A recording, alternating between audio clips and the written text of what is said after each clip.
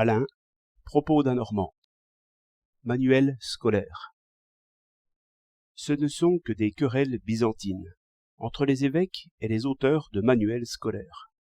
C'est toujours l'enseignement historique qui est en question, et j'avoue que rien ne me pousse à prendre parti.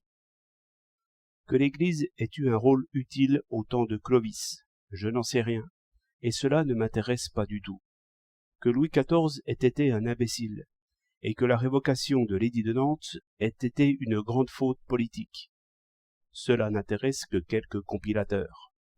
Avouons que des jugements aussi sommaires que ceux-là sont tout à fait ridicules. Ils ont peut-être un sens pour celui qui les écrit, mais pourquoi faire réciter aux enfants de nos écoles de ces opinions sans racines?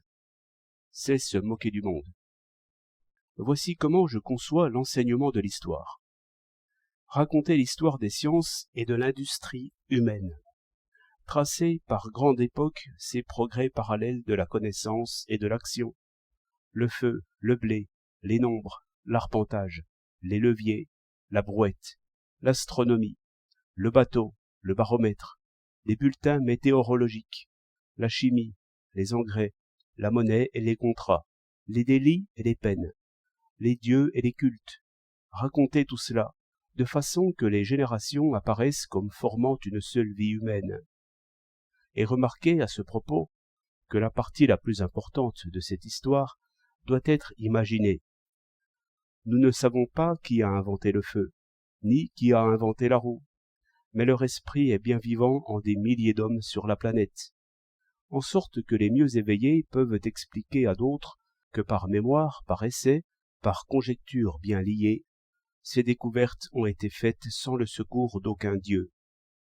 Mettez, comme des jalons sur cette route, quelques noms illustres, je le veux bien, mais plus d'Archimède que de Louis XIV, car ce qui ne fut pas penseur est bien mort, et poussière pour toujours, mais ce qui fut penseur est maintenant pensée commune. L'histoire vivante, s'il vous plaît. Mais nos historiens sont des croque-morts. Ils ne se passionnent que pour ce qui n'est plus. Leur histoire est histoire des erreurs, non des vérités, de l'esclavage, non de la puissance.